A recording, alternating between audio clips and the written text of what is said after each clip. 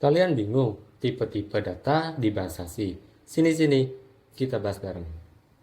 Jadi gini, di bahasa C itu, tipe data dasarnya cuma ada 3. Integer, float, dan char. Untuk integer dipakai untuk angka bulat.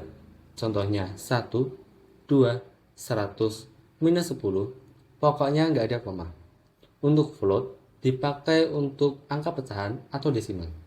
Contohnya 3,4, 3,14, 175,5, dan lain sebagainya. Untuk char dipakai nyimpan satu karakter saja. Misalnya huruf A, B, atau Z kecil. Lalu kalau menyimpan nama lengkap kayak Dina Putri, itu nggak bisa pakai char. Harus pakai array of char alias string. Itu akan dibahas pada video-video selanjutnya. Selain 3 tipe dasar tadi, ada juga tipe data tambahan seperti double, sort in, long in, unsign in, dan unsign in. Double seperti float tapi lebih panjang dan lebih presisi.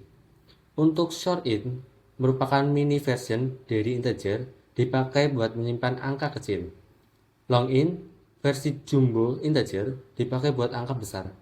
Sign in seperti integer biasa yang mampu menyimpan negatif dan positif bilangan. Untuk unsign in khusus untuk bilangan positif saja. Tiap tipe data itu punya ukuran alias berapa banyak memori yang dipakai.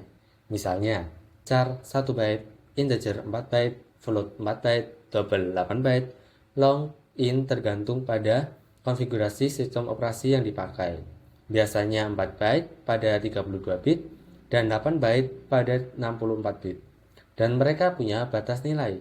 Integer misalnya, bisa menyimpan dari minus 2 miliar sampai plus 2 miliar. Unsigned integer bisa sampai 4 miliar, tapi nggak bisa minus. Bikin nama variabel juga ada aturannya, nggak bisa sembarangan. Yang pertama, harus diawali huruf atau underscore. Yang kedua, nggak boleh ada spasi atau simbol aneh antar nama variabel. Yang ketiga, maksimal 31 karakter. Apabila lebih, compiler akan mengabaikannya. Yang keempat, nggak boleh pakai kata kunci yang sudah ada pada bahasa C, seperti integer, return, while, if, else, dan sebagainya. Nah, gini nih contoh dari penamaan variabel yang benar dan yang tidak benar. Perhatikan ya, variabel yang akan kita gunakan harus dideklarasikan atau diinisialisasi. Apa sih bedanya? Deklarasi berarti kita memesan tempat dengan nama variabel tanpa ada nilainya.